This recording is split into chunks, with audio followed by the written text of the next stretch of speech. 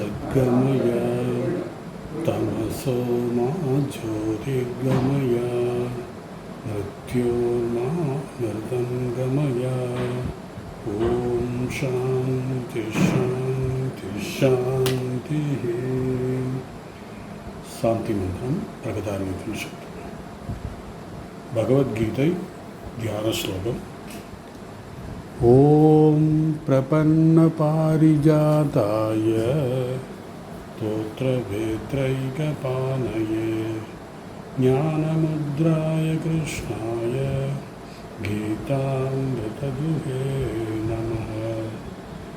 सर्वोपनिषदो गावो प्रोक्ता गोपालनन्दनः पार्थो वत्सत्सुती भोक्ता भुक्तं गीतामृतं महत्.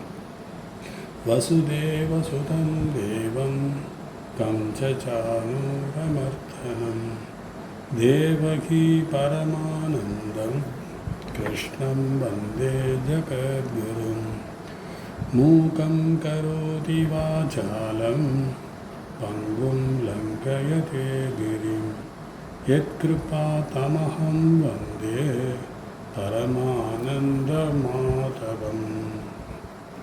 பகவத்கீதை 6வது அத்தியாயம் தியான யோகம் அல்லது ஆத்ம சம்யம யோகம்.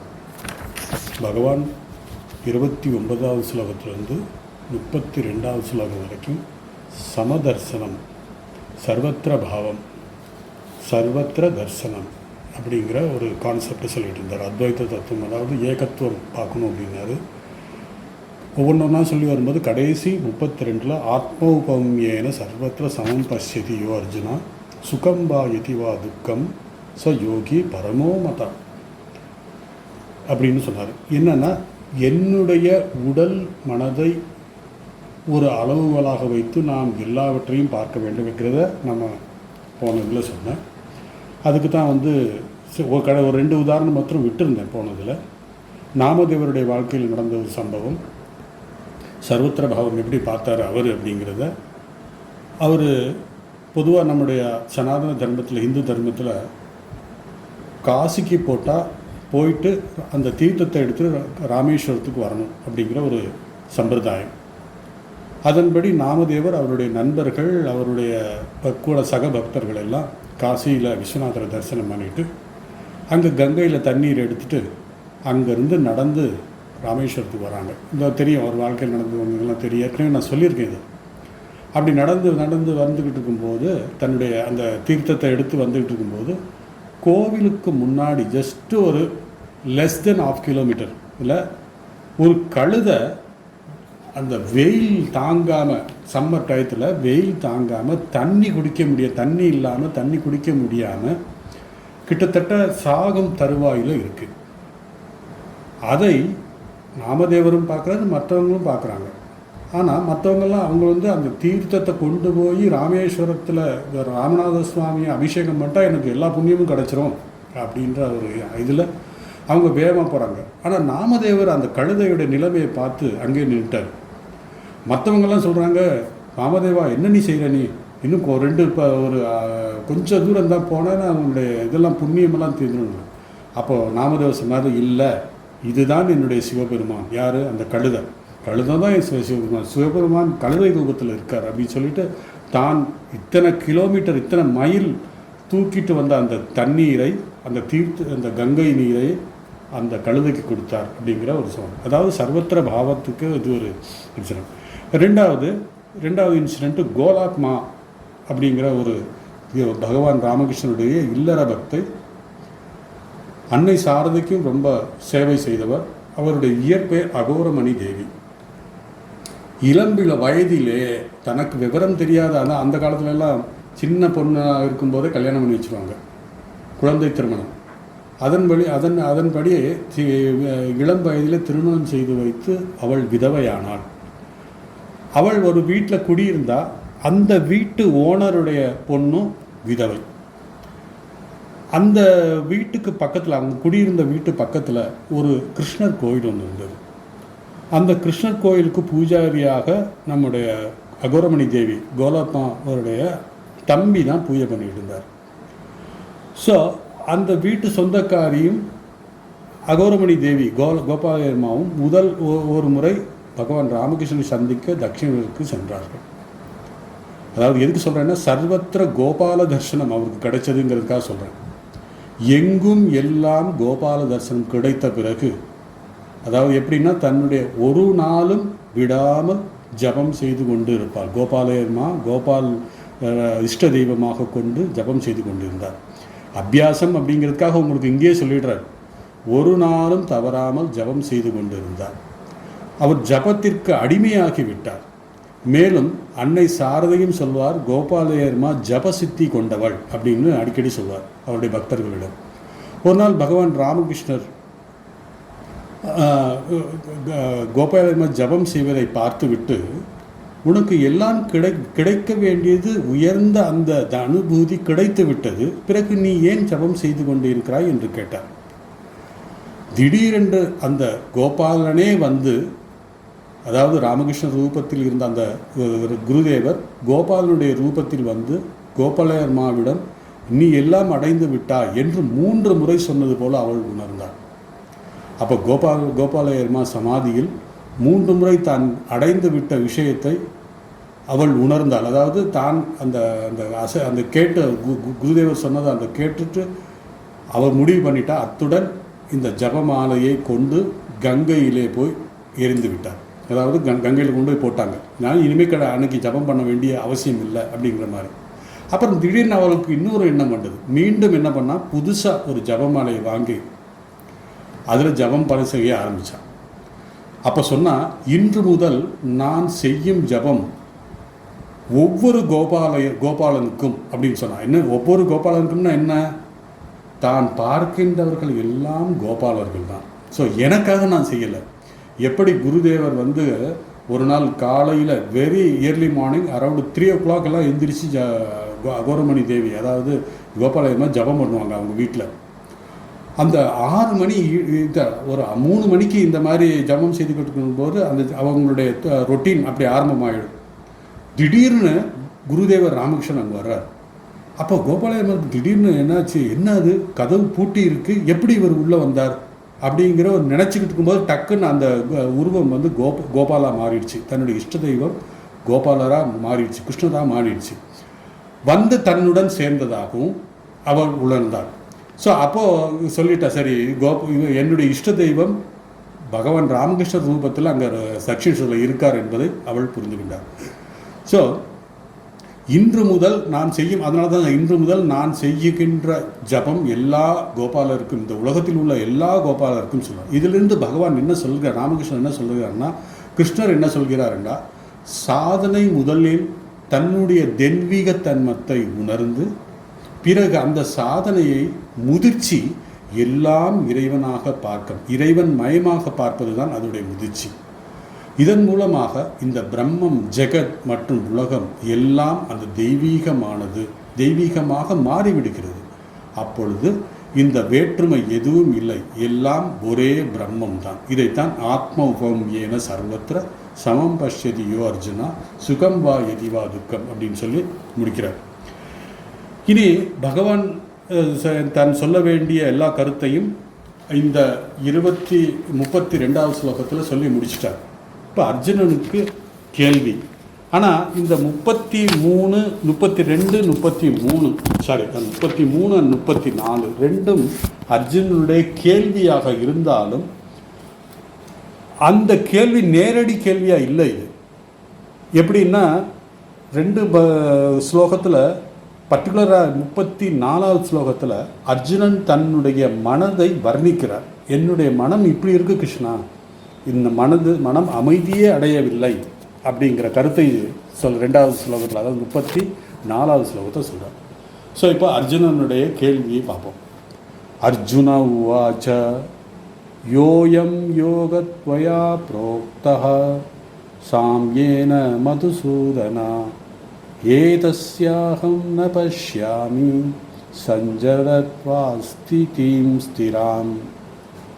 அர்ஜுனன் சொல்கிறார், மதுசூதனா, சமமாக பார்த்தல் என்று நீங்கள் புகட்டிய அந்த யோகமானது உறுதியாக நிலைத்திருக்க வேண்டும் என்று நிலைத்திருக்க வேண்டும். ஆனால் என்னுடைய மனம் அலைபாய்கிறது. எனக்கு மனதை கட்டுப்படுத்த முடியும் என்று தோன்றவில்லை அப்படிங்கிற மாதிரி சொல்கிறார். ஸோ இது வரைக்கும் நம்ம இந்த அத்தியாயத்தில் 4 கருத்துக்களை மாற்றி பார்த்துக்கிட்டு இருக்கோம். இந்த 4 கருத்துக்கள் என்னங்கிறத நம்ம ஏற்கனவே பல தடவை சொல்லியிருக்கேன். இதெல்லாம் ஜஸ்ட் ஒரு சொல்கிறேன். பகிரங்க சாதனை, பிறகு அந்தரங்க சாதனை, பிறகு தியான ஸ்வரூபம், பிறகு கடைசியாக தியான பலன். இந்த 4 மாற்றி தான் பகவான் சொல்லிக்கிட்டே இருக்கார். இப்போது இந்த ஸ்லோகத்தில் நிதித்தியாசன தியானத்தின் பலன் 32, அதாவது 29லேருந்து 32வது ஸ்லோகம் வரைக்கும் குறிப்பாக நிதித்தியாசன தியானத்தினுடைய பலன் சொன்னார். அதாவது அத்வைத தர்சனம் அப்படிங்கிற இந்த சமபாவத்தை பற்றி சொன்னார். இதை கேட்டதுக்கப்புறம் அர்ஜுனனுக்கு ஒரு சின்ன என்னுடைய இயலாமையை பற்றி சொல்கிறார். அர்ஜுனன் சொல்கிறார், இந்த ஸ்லோகத்தை நம்ம பார்த்துட்டோம், இதை படிச்சுட்டோம். ஸோ 33லேருந்து 36 வரைக்கும் இந்த ஞானத்திற்கு வரும் தடைகள், அதை எப்படி நீக்குவது என்று பகவான் சொல்கிறார். அதாவது ஞானத்துக்குன்னா அந்த ஏகத்துவ பாவம், சமத்துவ பாவம், சர்வத்திர பாவம் அப்படிங்கிற தத்துவத்தை பகவான் 29லேருந்து 32 வரைக்கும் சொன்னார். அர்ஜுனனுக்கு என்னால் முடியலையே, எப்படி இதை சாதிக்கிறது அப்படிங்கிற கேட்கும்போது தான் பகவான் சொல்கிறார் 33லேருந்து 36 வரைக்கும் இந்த ஞானத்திற்கு வரும் தடைகள் என்ன, அதை எப்படி நிவர்த்தி பண்ணுறது. அதுதான் யோகா பிரபந்தம், அதாவது யோகத்துக்கு வருகின்ற தடைகள், அதுக்கான படம் தஸ்ய நிவாரணம் அப்படின்னா என்ன. பகவான் சொல்கிறார், தியான யோகத்திற்கு வரும் தடைகள், மேலும் அந்த தடைகளை எப்படி நீக்குவது, அதற்கான வழி என்ன என்று தான் இந்த 6 ஸ்லோகத்தில் சொல்ல, அதாவது 3 ஸ்லோகத்தில் சொல்ல போகிறார். 33, 34 அர்ஜுனுடைய கேள்வி, அதற்கான பதில் 35 பகவான் சொல்ல போகிறார். 35லையும் 36லையும் சொல்ல போகிறார். ஸோ இந்த 33, 34 மனநிலை, அவருடைய அர்ஜுனனுடைய மனநிலை குறிப்பாக எப்படி அவருடைய மனநிலை இருக்கிறது என்பதை விளக்குகிறார். இப்படி என் மனம் அலைபாய்ந்து கொண்டிருக்கிறது என்பதை பகவானிடம் சொல்லும்போது பகவான் அதற்கான பதில் சொல்கிறார். ஆகவே இந்த அர்ஜுனுடைய கேள்வியாக இல்லாமல், அதாவது அர்ஜுன் கேள்வி தான் கேட்குறாரு, இருந்தாலும் அந்த கேள்வி இன்டைரக்டாக கேட்குறாரு. அந்த கேள்வியாக இருந்தால் அவர் குறிப்பாக அவருடைய மனநிலை, அர்ஜுனுடைய மனநிலை கேட்கிறார். 32வது ஸ்லோகத்தில் சர்வத்திர பிரம்ம தர்சனம் அப்படிங்கிறத சொன்னார். 32ல் சர்வத்திர பிரம்ம தர்சனம், சர்வத்திர தர்சனம் என்று சொல்லி முடித்தார். எல்லா இடத்திலும் எல்லா ஜீவராசிகளிலும் இறைவனையே பார்ப்பது, பகவானை பார்ப்பது. அது மட்டுமல்ல, தன்னை போல மற்றவர்களை நடத்துவது. எப்படின்னா, என்னுடைய உடல் மனதை அளவுகோலாக வைத்துக்கொண்டு மற்றவர்களை பார்ப்பது. யாரிடம் அவனுக்கு, அதாவது இதன் காரணமாக அந்த யோகிக்கு யாரிடமும் விருப்போ வெறுப்போ வராது. இதைத்தான் சர்வத்திர பாவம் என்று பகவான் கடைசியாக 32வது ஸ்லோகத்தில் சொன்னார். இப்படிப்பட்ட நிலை ஞான நிஷ்டையின் பலனாக இந்த யோகிகள் அடைகிறார்கள் என்று பகவான் சொன்னார். இப்போது அர்ஜுனுடைய மலைநிலை என்ன என்று பார்த்தால், அர்ஜுனன் சொல்கிறார், பகவானே, நீங்கள் சொன்ன அந்த கருத்தை நான் முழுமையாக ஏற்றுக்கொள்கிறேன். இதன் பொருள் என்ன என்றால், நீங்கள் சொன்ன கருத்தை எனக்கு நன்றாக புரிந்துவிட்டது. பிறகு என்ன பிரச்சனை என்றால், எனக்கு கிரகண சக்தி இருக்கிறது. புரியணும்னா நம்ம அதை அப்சர்வ் பண்ணணும், அதாவது அதை ஏற்றுக்கொண்டிருக்கிற சக்தி இருக்குது எனக்கு. நீங்கள் சொல்கிறது எனக்கு புரியுது, சொல்வதை கேட்டு புரிந்து கொள்ள முடிகிறது. ஆனால் தாரண சக்தி, அதை மனதில் என்னால் நிலைத்து வைக்க முடியவில்லை. அதாவது ஞானம் இருக்கு, ஞான நிஷ்டை இல்லைங்கிறத சொல்கிறார். நீங்கள் சொன்ன அந்த தத்துவத்தை என்னுடைய மனதில் நிலைநிறுத்த முடியவில்லை, நிலைத்து நிற்பதில்லை. இதன் பொருள் என்னவென்றால், நான் உணர்ந்த கருத்தை ப்ராக்டிக்கலாக என்னால் அப்ளை செய்ய முடியலை. அதாவது ப்ராக்டிக்கல் இருந்து அது போயிடுது, மறந்து போயிடுது. அந்த நேரத்தில் எனக்கு அது ஞாபகம் வர மாட்டேங்குது. இதுதான் என்னுடைய குறை என்று பகவான் சொல்கிறார். பகவான் 39 அர்ஜுனனுடைய குறையை பகவான்கிட்ட சொல்கிறார். பகவான் 39வது ஸ்லோகத்தை சொன்னார், சர்வபூதஸ்தம் ஆத்மானம் சர்வபூதானி சாத்மனி ஈக்ஷதே யோக ஈக்ஷதே சர்வத்திர சமதர்சனம் அப்படின்னு சொன்னார். இந்த திருஷ்டி, அதாவது சமத்துவ திருஷ்டி ஞானிகளுக்கு இருக்கும்போது அவர்களுக்கு சம்சாரம் இல்லை, அதாவது துயரமோ துன்பமோ இல்லை. காரணம், எல்லா இடத்துலையும் ஞானிகளுக்கு இறைவனைத்தான் பார்க்கிறார்கள். இந்த திருஷ்டி தான் மோட்சம் என்றும் பகவான் சொல்கிறார். எனக்கு சந்தேகம் இல்லை, நீங்கள் சொல்கிற விஷயமெல்லாம் நல்லா புரியுது, எனக்கு சந்தேகம் இல்லை.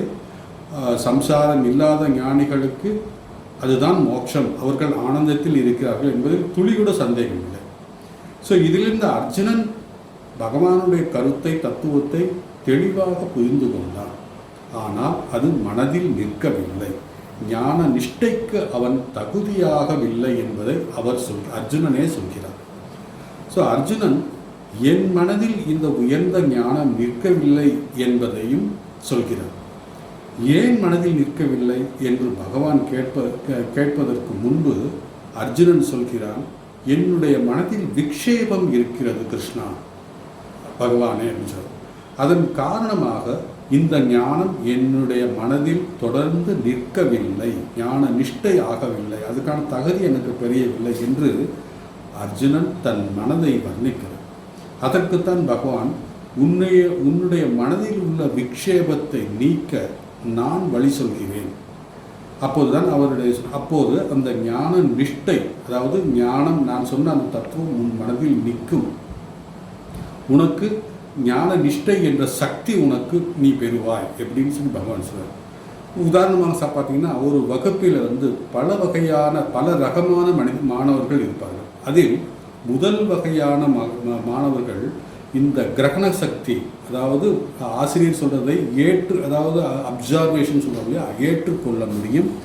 ஏற்றுக்கொள்வது மட்டுமல்ல, புரிந்து கொள்வது மட்டுமல்ல, அதை மனதிலே நிலைநிறுத்த முடியும். அதான் இது தாரண சக்தின்னு சொல்லுவோம். முதல் கிரகண சக்தி, அதை புரிந்து கொள்ளுதல். ரெண்டாவது தாரண சக்தி. அப்படிப்பட்ட மாணவர்கள் ஒரு முறை சொன்னால் அது அவருடைய மனதிலே நிற்கும், புரியும், அதே நேரத்தில் நிற்கும், மனதிலிருந்து வெளியே போகாது. ரெண்டாவது வகையான மாணவர்கள் இருக்கிறார்கள், அதாவது மத்திய அதிகாரின்னு சொல்றது. அவன் முதல் சொன்னது உத்தம அதிகாரி, ரெண்டாவது சொல்வது மத்தியம அதிகாரி. இவர்கள் கிரகண சக்தி இருக்கிறது, அதாவது ஆசிரியர்கள் சொல்கின்ற கருத்தை அவர்களால் புரிந்து கொள்ள முடியும். ஆனால் தாரண சக்தி இல்லை. அதாவது அவர்கள் புரிந்து கொள்ள முடியும், ஆனால் மனதில் நிற்காது. நம்முடைய அர்ஜுனன் மாதிரி மறந்து விடுவார்கள். எப்பொழுது தேவையோ அப்பொழுது அந்த விஷயத்தை மறந்து விடுவார்கள், ஞாபகம் வராது அவர்கள். எனவே இதிலிருந்து நாம் புரிந்து கொள்ள வேண்டியது என்னவென்றால், அர்ஜுனனுடைய நிலை அதான், மத்தியம அதிகாரம். மூணாவது வகையான மாணவர்கள் எப்படி இருப்பார்கள் என்றால், அவர்களுக்கு கிரகண சக்தியும் இல்லை, தாரண சக்தியும் இல்லை. ஆனால் அவர்களை கடைநிலை மாணவர்கள் அப்படின்னு சொல்லுவோம். இப்படிப்பட்ட மாணவர்களுக்கு புரிந்து கொள்ள வேண்டும் என்ற ஆசை இருக்கிறது, ஆனால் அவர்களால் முடியவில்லை. இது 3 வகையான மாணவர்கள். இந்த 4வது வகையான மாணவர்கள் இருப்பார்கள். அவர்களுக்கு எந்த அதிகாரியும் இல்லை, அதாவது அவங்களுக்கு புரிஞ்சிக்கவும் முடியலை, அதை தாரணை வைத்துக்கொள்ளவும் முடியவில்லை, படிப்புலேயே தோற்றல இன்ட்ரெஸ்ட் இல்லை, ஆசையும் இல்லை. அதுதான் அவருக்கு இந்த 4வது. அதனால் 4வது நம்ம விட்டுருவோம். நமக்கு 2வது மத்தியம அதிகாரி அர்ஜுனன், அதே கேட்டகரி தான் நம்ம எல்லாருமே. அதனால்தான் கீதை படிப்பது எளிது. ஏனென்றால் பகவான் சொல்கிறார், கீதை படிப்பது அந்த அளவுக்கு பெரிய இது இல்லை, அதாவது புரிஞ்சிக்க முடியும் நம்மளால். அதுக்கான மனநிலை நமக்கு புரிஞ்சிக்க முடியும்னா என்ன, பகவான் அது மாதிரி சொல்கிறார். அதுக்கான பெரிய ப்ரிப்பரேஷன்லாம் தேவையில்லை. ஆனால் உபநிஷத்துலாம் படிக்கணும் அப்படின்னா நமக்கு கொஞ்சம் தகுதி வேணும், மனநிலை. அதாவது நம்ம நல்ல அந்த வேதிக் அந்த உபநிஷத்துடைய கருத்து, ஏன் உபநிஷத்து என்ன, உபநிஷத்துனா என்ன பொருள் அப்படிங்கிறது நிறைய டீடைல் இருக்குது. அதுக்கு சில சாதனைகள்லாம் செய்து அதுக்கு தகுதி பெற்று இருந்தால் தான் அது படிக்க முடியும். அதனால தான் பார்த்தீங்கன்னா, நீங்கள் உபனிஷத் படிப்பதை விட கீதை படிப்பது கொஞ்சம் எளிது. அதனால தான் நம்ம ட்ரெடிஷன்லேயே வந்தார். எப்படின்னா ஒவ்வொரு காலகட்டத்தில் ஒவ்வொரு அவதாரங்கள் வர்றாங்க. வந்து அந்த உபனிஷத் சொன்ன கருத்துக்களை தான், அதாவது வேதம் சொன்ன கருத்துக்கள் உபனிஷத்தாக வந்திருக்கு, உபனிஷத் சொன்ன கருத்து கீதையாக வந்திருக்கு, கீதை சொன்ன கருத்து தான் பகவான் ராமகிருஷ்ணனுடைய அமுதமொழிகளாக வந்திருக்கு. அந்தந்த காலகட்டத்தில் என்ன தேவையோ அதுக்கேற்ற மாதிரி மாற்றிக்கிட்டு இருக்காங்க. ஆனால் உபனிஷத்தை படிப்பதற்கு சில உயர்ந்த நிலை தகுதி வேணும். இதுவரை அர்ஜுனன் சொன்ன அந்த விஷயத்திலிருந்து நமக்கு என்ன புரிகிறது என்றால், அவனுக்கு ஞானம் வந்து விட்டது, ஆனால் ஞான நிஷ்டை இல்லை. அதற்கு காரணம் மனதில் உள்ள விக்ஷேபம், சஞ்சலம். அதைத்தான் சொல்கிறார் ஸ்லோகத்தில். வந்து அவர் சொல்கிறார், நம்ம பார்த்தா யோ என்றால், அதாவது யோயம் யோகத்வயா புரோக்தம் அப்படின்னு சொல்லி ஆரம்பிக்கிறார். என்ன சொல்கிறேன்னா, யோ என்றால் எந்த அதாவது எந்தனா நீங்கள் சொன்ன அந்த தத்துவங்கள், யோகங்கள், சமத்துவ பாவத்துக்கு வர்றதுக்கு நீங்கள் நிறைய விஷயங்கள் சொன்ன அந்த யோகத்தை என்னால், யோயம் அந்த யோகம், அந்த யோகம் என்றால் பகவான் சொன்ன யோகத்திற்கு சமதர்சனம் அப்படின்னு சொன்ன லட்சணம்லாம் சொன்னார் இல்லையா, அந்த தர்சனம். அது கடைசி 29 32 வரைக்கும் சொன்ன அந்த சமமாக பார்த்தல்.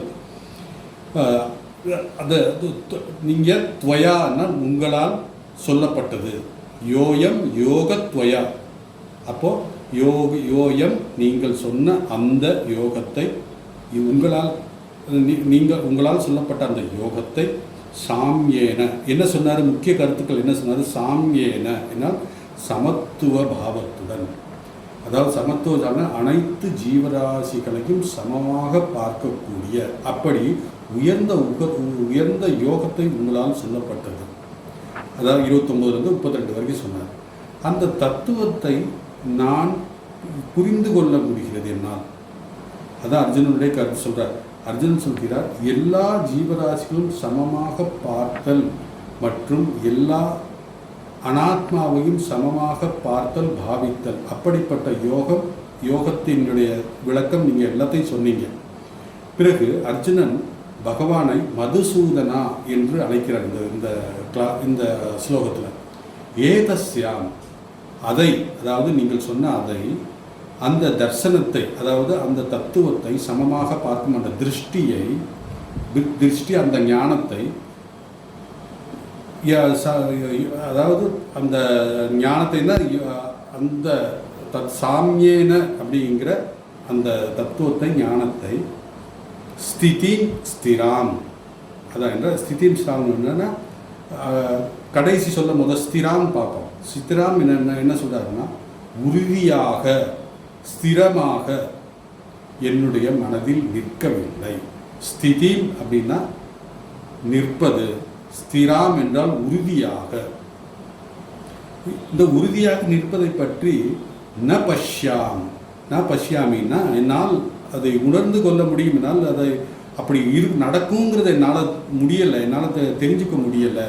அதாவது யோயம் யோகத்வயா புரோக்த சாமியேன மதுசூதனம் சொல்லிட்டு ஏதஸ்யாகம் ந பஷ்யாமி, என்னால் அதை நடக்கும் என்னால் இப்படி எல்லாம் பார்க்க முடியுங்கிறத என்னால் புரிஞ்சு கொள்ள முடியலை அப்படிங்கிற சொல்கிறார். இங்கு நாம் அவ்வாறு உறுதியாக நிற்க முடியும் என்று எனக்கு தோன்றவில்லை கிருஷ்ணா அப்படின்னு சொல்கிறார். நீங்கள் உபதேசித்த இந்த சமத்துவ பாவம் என் மனதில் உறுதியாக நிற்க முடிவதில்லை. காரணம் என்னவென்றால், அர்ஜுனன் சொல்கிறார் சஞ்சலத்வார் அப்படிங்கிற அடுத்த வாரம் சொல்கிறார். சஞ்சலமான தன்மையுடைய என் மனதில் நீங்கள் சொன்ன கருத்தை, நீங்கள் சொன்ன ஞானம் உறுதியாக நிற்கவில்லை. இதை தான் சொல்கிறாரு. இதே நிலை தான் நாம் அனைவருக்கும். ஏன்னா கீதை கிளாஸ் கேட்கும்போது நன்றாக புரியும். பிறகு வீட்டுக்கு போயிட்டோம்னா அது அந்த இதை போயிடும், சமத்துவ பாவம் எல்லாம் மறந்துடும், காற்றில் பறந்துடும். ஏனென்றால் நம்முடைய மனதினுடைய சுபாவம் சஞ்சலமாக இருப்பது அதனுடைய இயற்கை. இனி இந்த ஸ்லோகத்தில் அர்ஜுனன் என் மனம் எப்படி இருக்கிறது என்பதை அடுத்த ஸ்லோகத்திலே வர்ணிக்கிறார். பிறகு பகவான் இதற்கான பதிலையும் சொல்ல போகிறார். மேலும் நாம் கவனித்தால் 33, 34 ஸ்லோகத்தில் கேள்வி என்ற குறியே இருக்காது. அதாவது அந்த ஸ்லோகத்தில் 2 ஸ்லோகம் படித்த கேள்வி என்ற குறியே இருக்காது. ஆனாலும் அந்த கேள்வி மறைந்திருக்கிறது. இந்த ஸ்லோகத்தில் கடைசியில் சஞ்சலத்வார் என்ற சொன்ன வார்த்தை அடுத்த ஸ்லோகத்தில் ஆரம்பிக்கிறார். அடுத்த ஸ்லோகத்தில் ஆரம்பிக்கும்போது பார்த்தீங்கன்னா இங்கே சஞ்சலத்வார் ஸ்திதீம் ஸ்திராம் அப்படின்னு சொல்லி முடிக்கிறாரு. அவர் என்ன அந்த விக்ஷேபத்தை கொண்டு அடுத்த ஸ்லோகத்தில் அர்ஜுனன் சொல்கிறார், சஞ்சலம் ஹி மனகிருஷ்ணா பிரமாதி பலவத்ரிடம் தஸ்யாகம் நிகிரகம் மன்யே வாயுரீவ சுதுஷ்கிருதம் அப்படின்னு 34வது ஸ்லோகத்தில் சொல்கிறார். இந்த சஞ்சலம் ஹி அப்படிங்கிற ஆரம்பிக்கும்போது இந்த ஸ்லோகத்தினுடைய சிம்பிள் மீனிங் என்னன்னு பார்ப்போம். கிருஷ்ணா, மனம் அலையும் தன்மையை உடையது, திகைக்கை செய்கிறது, வலிமை உடையதும், அதாவது அந்த சஞ்சலத்தில் வலிமை உடையதும் திடமாக இருக்கிறது. அதை அடக்குவது, ஒரு உதாரணம் சொல்கிறார். அடக்குவது என்னென்ன உதாரணம்னா, காற்றை கையில் பிடித்து நிறுத்துவது போல முடியாத காரியம் என்று அர்ஜுனன் சொல்கிறார். இந்த ஸ்லோகத்தில் அர்ஜுனன் தன் மனதை வர்ணிக்கிறார். எப்படி என்றால் 3 அதாவது மொத்தம் 4 வர்ணனை கொடுக்கிறார் இந்த இடத்துல. முதல் என்ன சொன்னார், சஞ்சலம் ஹி மன கிருஷ்ணா, ஹே கிருஷ்ணா, என்னுடைய மனம் சஞ்சலத்தில் இருக்கிறது என்று முதல் வர்ணனை செய்கிறார். சஞ்சலம் என்றால் மனம் உறுதியில்லை, தேவையற்ற விஷயங்களை நினைப்பது. இப்படி தேவையற்ற விஷயங்களை நினைப்பதனால் நம்முடைய மனம் அலைபாய்ந்து கொண்டிருக்கும். இதைத்தான் விக்ஷேபம் என்கிறோம். என்னுடைய மனம் சஞ்சலத்தில் இருக்கின்றது என்று எப்போது எனக்கு தெரியும் என்றால், நாம் ஜபமாலையை எடுத்து ஜபம் செய்யும் போதும் மனசு எங்கெங்கேயோ ஓடும். ஆனால் இது மனம் ஓடுகிறது என்று தெரிந்தாலே நாம் ஆன்மீகத்தில் கொஞ்சம் முன்னேறி இருக்கிறோம் என்று பொருள். ஆனால் சில பேருக்கு மனம் சஞ்சலமாக இருப்பதே தெரியாது. அப்படி ஒரு சஞ்சலத்தை இருப்பாங்கன்னா அவங்களால, ஏன்னா அவங்க கண்ணை மூடி உட்காந்து தியானம் பண்ணுறதோ அல்லது பகவானை பற்றி நினைப்பதே கிடையாது. ஸோ அர்ஜுனன் மனதில் சஞ்சலம் இருக்கிறது என்பதை அவனுக்கு புரிந்து கொண்டிருக்கிறான். பிறகு பிரமாதி என்ற சொல் மிக அருமையான சொல். அது எந்த சொல் இதிலிருந்து வந்தது, அதனுடைய ரூட் என்னன்னு பார்த்தீங்கன்னா மதனம் என்றால் கடைதல். சமுத்திர மந்தனம் பார்த்தோம்னா நம்ம பாகவதத்தில், அதனால் கடைகிறது. அதாவது இந்த மனம் என்பதை, மனம் என்னை கடைகிறது என்கிறார். அதாவது இந்த சஞ்சலத்தினால மனத்தை போட்டு கடைகிறது. ஸோ இதிலிருந்து நாம் தெரிந்து கொள்ள வேண்டியது என்னவென்றால், நம்மை யாரும் கஷ்டப்படுத்த வேண்டிய அவசியம் இல்லை, நம்முடைய மனமே நம்மளை கஷ்டப்படுத்தும் அப்படின்னு சொல்றாரு. கட்டுப்படாத மனம் ஒன்றே நமக்கு எதிரி அப்படிங்கிறத நம்ம ஏற்கனவே சொல்கிறார். எல்லா கஷ்டத்துக்கும் மூல காரணம் என்னன்னு கேட்டிங்கன்னா, இந்த கடைகின்ற மனம், அதாவது சஞ்சலமாக இருக்கின்ற மனம். என்ன அப்படின்னு கேட்டிங்கன்னா, இந்த ராகத்வேஷம், மதம், ஆச்சரியம், லோபம் அப்படின்லாம் சொல்கிறோம் இல்லையா, அந்த 6 எதிரிகள். என்னுடைய இந்திரியங்கள், உடல், மனம், அதாவது இந்திரியங்களையும் உடல், மனதை கடைக்கிறது அப்படின்னா விக்ஷேபத்தினால் கடைக்கிறது, தொந்தரவு செய்கிறது, கஷ்டப்படுத்துகிறது என்று சொல்கிறார். ஸோ முதல் பார்த்தோம் சஞ்சலம், அப்புறம் பிரமாதி. 3வது சொல்றார் பலவத், சக்தியுடன். பலவத்னா சக்தியுடன். இந்த மனதை வெல்ல முடியாதுங்கிற ஒரு சக்தி, அப்படிப்பட்ட சக்தியோடு இருக்குது. அதாவது நான் ஒரு இடத்துல நிற்க மாட்டேன், சஞ்சலத்தில் இருக்கிறனால ஒரு இடத்துல நிற்க மாட்டேன் அப்படிங்கிற மாதிரி ஒரு இது கஷ்டப்படுத்துது. அதில் உறுதியாக இருக்குது, சஞ்சலப்படுறதுல உறுதியாக இருக்குதுன்னு சொல்கிறாரு. 4வது அடைமொழியாக திருடம், உறுதியாக இருக்கிறது. அர்ஜுனன் முதலில் சஞ்சலம் என்று சொன்னார், அதாவது அப்புறம் திருடம், அந்த இதில் உறுதியாக இருக்குன்னு சொல்கிறார். எதில் உறுதியாக இருக்குதுன்னா, சஞ்சலத்தில் மனம் விக்ஷேபம் அடைவதில், மனம் அலைவாய்வதில் உறுதியாக இருக்கிறது. காரணம், இது மனதினுடைய சுபாவம். மனம் அப்படித்தான் இருக்கும், அதில் உறுதியாக இருக்கிறது. இந்த பண்புகளுடன் என் மனம் இருக்கிறது கிருஷ்ணா என்கிறார். மகாபாரதத்தை படித்தா நமக்கு தெரியும், அர்ஜுனன் எப்பேற்பட்ட வீரன், எத்தனை போர் வீரர்களை, எத்தனை பீஷ்மர் துரோணர்களெல்லாம் எதிர்கொண்டவர், அவருக்கே இந்த நிலை என்றால் நமக்கெல்லாம் என்ன நிலையாக இருக்கும் அப்படின்னு சொல்லிட்டு இப்போ 2வது லைனில் எப்படின்னா, இப்படிப்பட்ட மனதை கட்டுப்படுத்த முடியுமா கிருஷ்ணா என்று கேட்குற மாதிரி கேட்குறார். தஸ்ய, இப்படிப்பட்ட மனதை உடைய நான் நிக்கிரகம் என்றால் கட்டுப்படுத்துவது, மன்யதே என்றால் முடியாத காரியம் என்று நான் நினைக்கிறேன் என்று அர்ஜுனன் சொல்கிறார். அதற்கு உதாரணம் என்னென்னா, ஒரு உதாரணம் சொல்கிறார் அர்ஜுன். ஏன் முடியாதுன்னு சொல்கிறாருன்னா, இந்த மனதை கட்டுப்படுத்துவது ஓடுகின்ற வீசுகின்ற காற்றை கையிலே பிடித்து நிறுத்துவது போல. அது சாத்தியமா? இல்லை, முடியாத ஒன்று. அதுபோல இந்த மனம் கட்டுப்படுத்த முடியாமல் இருக்கிறது. சுதுஷ்கிருதம், அதாவது சுதுஷ்கிருதம் என்றால் மிக மிக கடினமானது, முடியாதது போல இருக்கிறது. வாயு ஈவ, ஓடுகின்ற காற்றை கையில் எப்படி நிறுத்த முடியாது. அதுபோல என் மனம் கையில் பிடித்து நிறுத்த முடியுமா? நிறுத்துவது கடினம், இது முடியாத காரியம் அப்படின்னு சொல்றார். 33-34 ஸ்லோகத்தில் அர்ஜுனன் நிதித்தியாசன தியானத்தினுடைய பலமான, அதாவது 33-34 ஸ்லோகத்தில் தன்னுடைய வர்ணனையை சொல்லிட்டார். இந்த பகவான் சொல்கிற இந்த நிதித்தியாசன தியானத்தின் பலனை சர்வத்திர பாவம் கிடைக்கும் என்று கிருஷ்ணர் சொன்னார். ஏன்னா கிருஷ்ணர் ஒன்று சொல்கிறாரு அப்படின்னா அவர் உண்மையை மட்டும்தான் சொல்வார். அது முடியும் என்றதுக்காகத்தான் கிருஷ்ணர் அர்ஜுனன்ட்ட சொல்கிறார். அது என்னால் முடியவில்லை என்று அர்ஜுனன் சொல்கிறார் இந்த ஸ்லோகத்தின் மூலமாக 33-34 ஸ்லோகத்தில். இனி பகவான் அதற்கான பதிலை, முடியாததை முடியும் என்று, எப்படி முடியும் என்று பகவான் சொல்ல போகிறார்.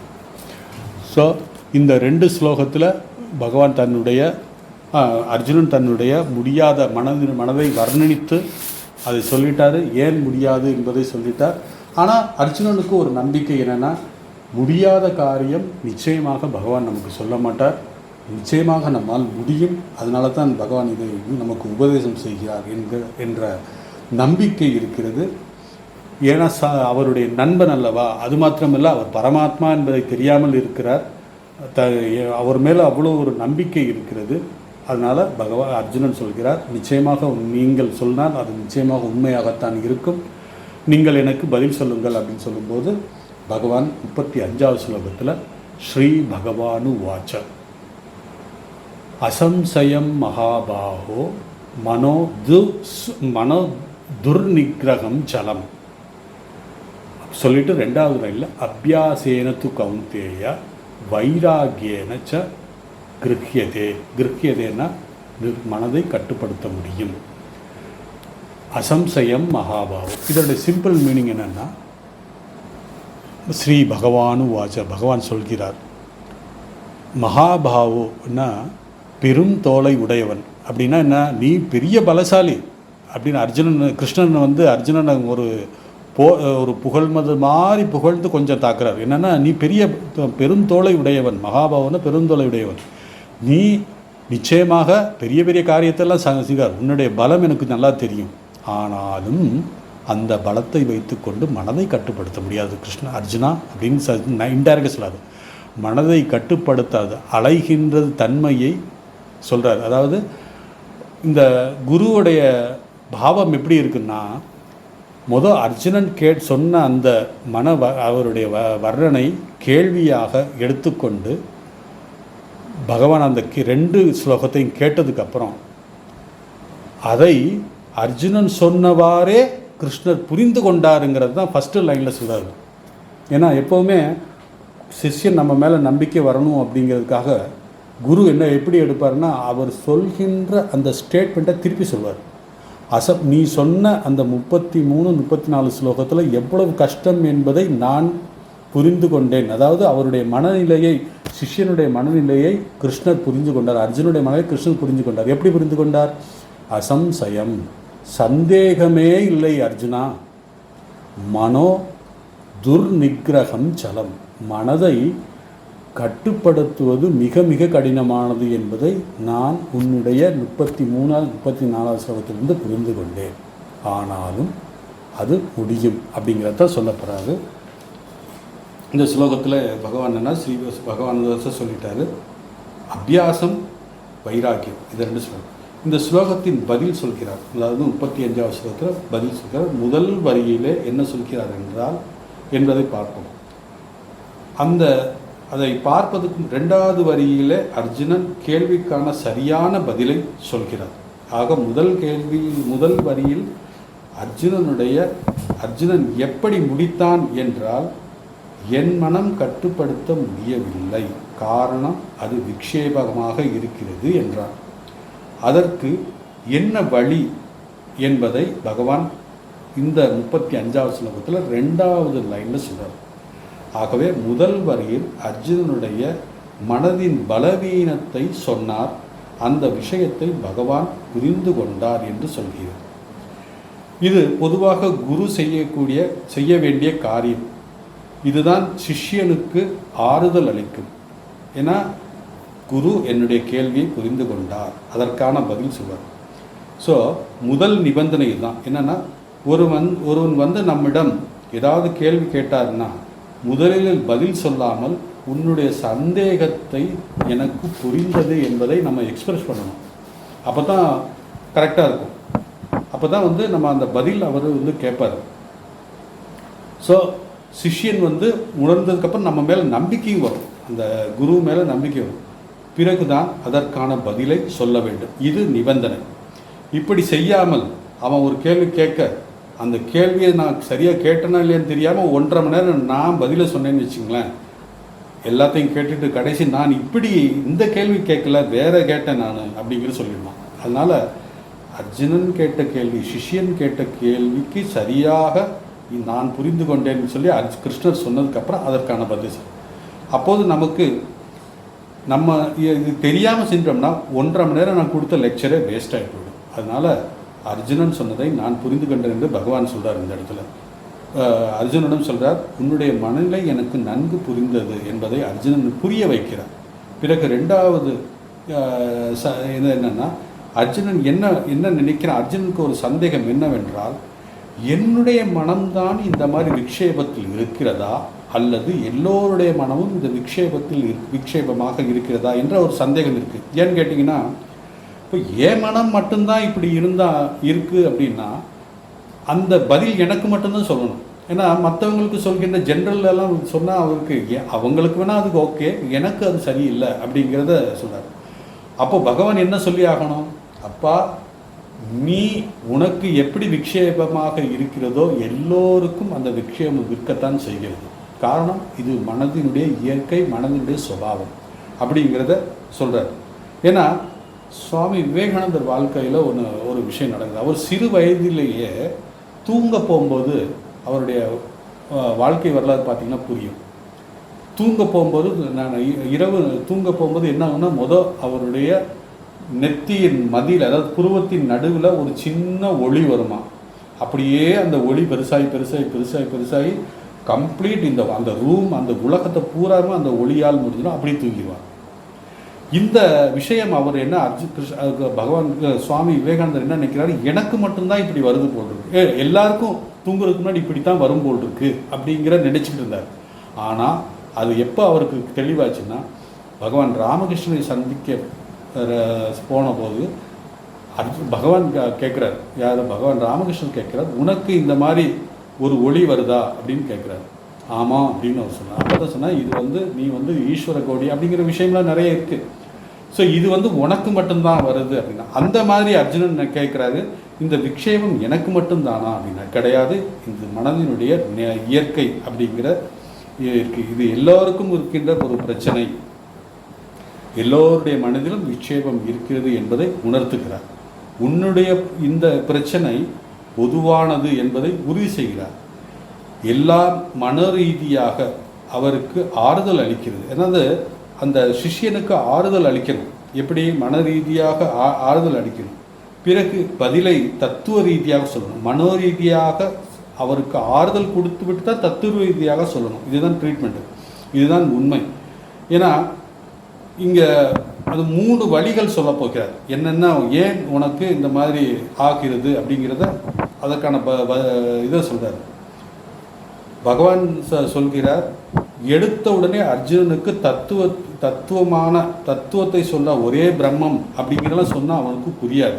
ஏன்னா வேதாந்தத்தில் உபனிஷத்தில் சிஷ்யன் சொல்கிறார். அதாவது சிஷ்யனுக்கு சந்தேகம் வருகிறது.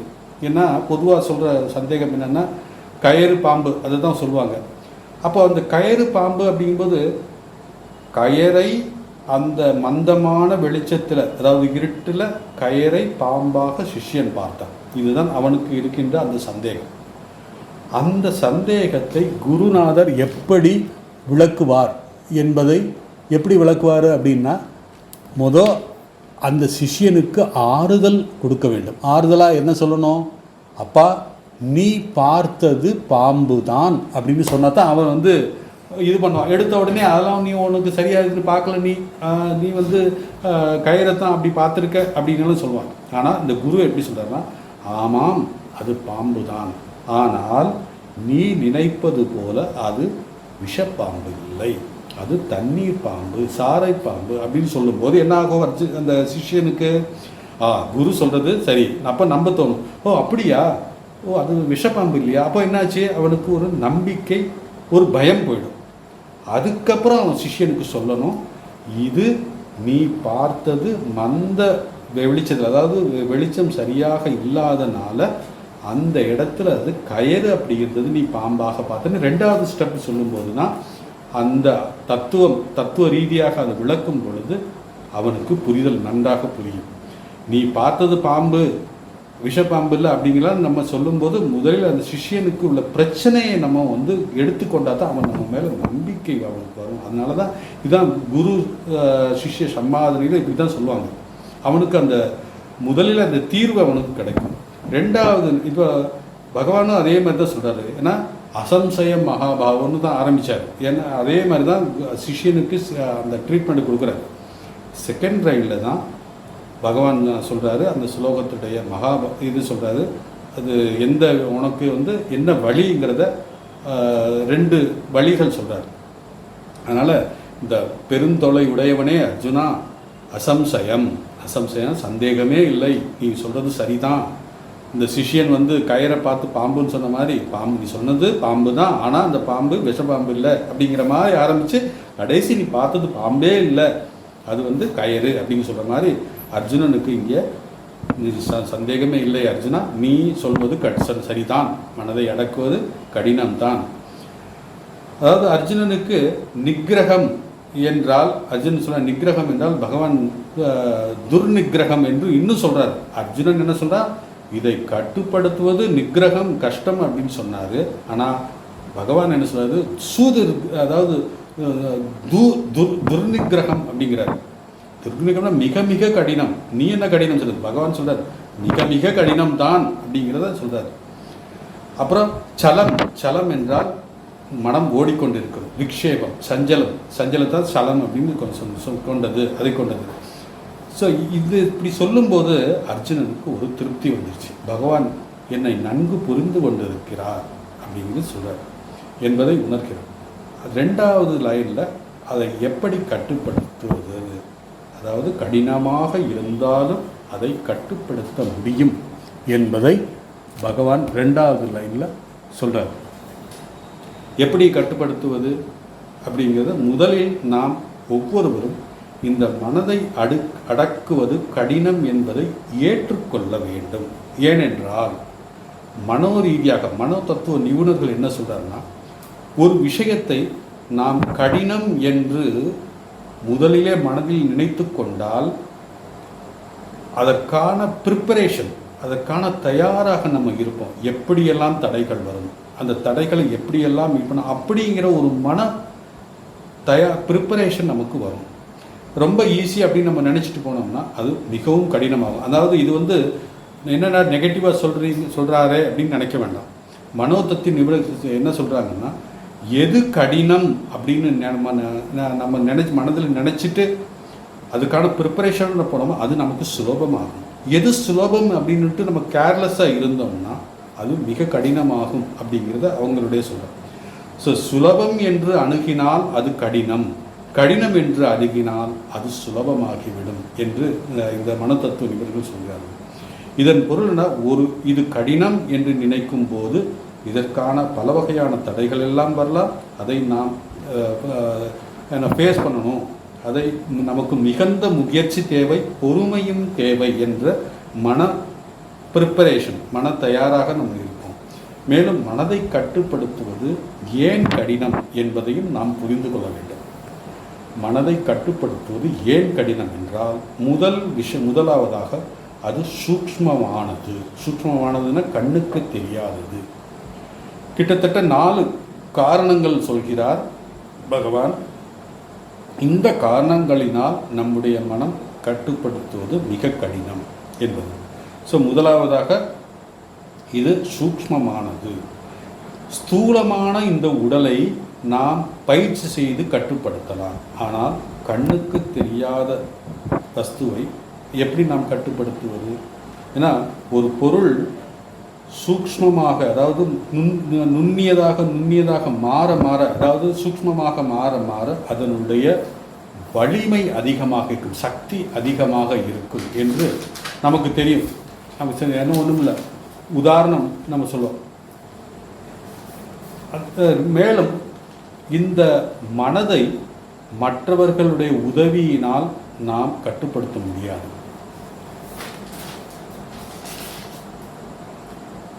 உதாரணமாக சொல்கிறேன், நான் உதாரணம் சொல்கிறேன். சூக்ஷ்மம் சொன்னேன். இந்த உடலை வளைக்க முடியும், கட்டுப்படுத்துவது என்பது கொஞ்சம் சுலபந்தான். இதை விட சூக்ஷ்மமானது பிராணன். பிராணனை கட்டுப்படுத்துவது என்பது கூட நம்ம பிராணாயாமெல்லாம் பண்ணி கொஞ்சம் கட்டுப்படுத்தலாம். ஆக இந்த உடலை பயிற்சி எக்ஸசைஸ் பண்ணிட்டு அதை கட்டுப்படுத்தலாம். அதைவிட சூக்ஷ்மமானது பிராணன். அது பிராணாயாமம் என்ற ஒரு இதை கட்டுப்படுத்தலாம் என்பதை நமக்கு தெரியும். ஸோ உடலை கட்டுப்படுத்துவதை பயிற்சி செய்து கட்டுப்படுத்துவதை விட பிராணனை கட்டுப்படுத்துவது கடினம். பிறகு இந்திரியம், பிறகு மனம். இப்படித்தான் இந்திரியாணி பிராண ஆகு இந்திரிபிய பரமனாக மனசஸ்து பரா புத்தி ஏ புத்தி பரசு சகன்னு 3வது அத்தியாயத்தில் சொன்னார்.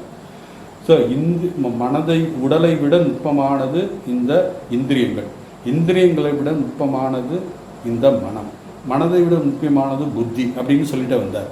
ஸோ இந்த நுட்பமாக ஆக அதனுடைய சக்தி அதிகமாக இருக்கும். உதாரணமாக சொல்ல போனோம்னா நம்ம தண்ணி எடுத்துக்குவோம். அது ஐஸ் கட்டியாக இருக்கும்போது அதனுடைய சக்தி ஒரு மாதிரி இருக்கும். அதே ஓடுகின்ற நீராக இருக்கும்போது அதனுடைய சக்தி அதிகமாக இருக்கும்.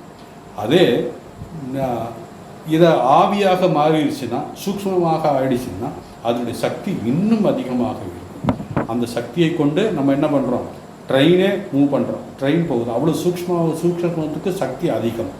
இதுதான் முதல் காரணம், நம்முடைய மனம் சூக்ஷ்மமாக இருக்கிறது.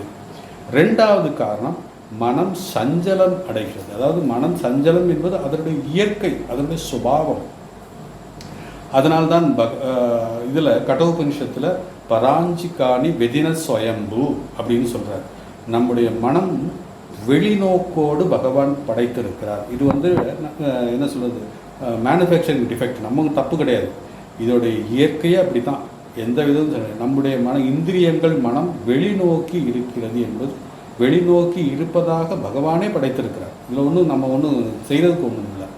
ஸோ அதோடைய இயற்கை நாம் புரிஞ்சு கொள்ள வேண்டும். 3வது காரணம் தான், இந்த மனதை ஒரு பார்க்கும் பொருளாக, அதாவது இட் கெனாட் பி அப்ஜெக்டிஃபைடு அப்படிங்கிறார். ஏன்னா இந்த உடலை நம்ம பார்க்கலாம், மற்றவங்க உடலை நம்ம பார்க்கலாம், நம்ம உடலே நம்ம பார்க்கலாம். ஆனால் மனதை நம்ம பார்க்க முடியுமா? பார்க்க முடியாது. It cannot be objectified. அதனால் தான் நம்மளால் சொல்லுது. சில நேரத்தில் பார்த்திங்கன்னா, நான் இந்த உடல் என்று பொருள் கொள்கிறேன். இந்த இந்த நான் அப்படிங்கிறத பார்த்திங்கன்னா ஒவ்வொரு நேரத்தில் ஒவ்வொன்று பொருள். இந்த சில நேரத்தில் நான் இந்த உடலை சொல்லுவோம், சில நேரத்தில் நான் என்று இந்திரியத்தை சொல்லுவோம், சில நேரத்தில் நான் என்பது மனதை சொல்லுவோம். அதாவது நான் என்னுடைய மனம் அப்படின்னு சொல்லிட்டு நானே மனம் அப்படிங்கிறது சொல்லும் பொழுது இந்த நானும் மனமும் நன்கு சூக்ஷ்மமாக கலந்து இருக்கிறது. அதனால் இந்த மனம் ஒரு ஆப்ஜெக்டிஃபை பண்ணவே முடியாது அப்படிங்கிற விஷயத்தை நாம் புரிஞ்சுக்கணும்.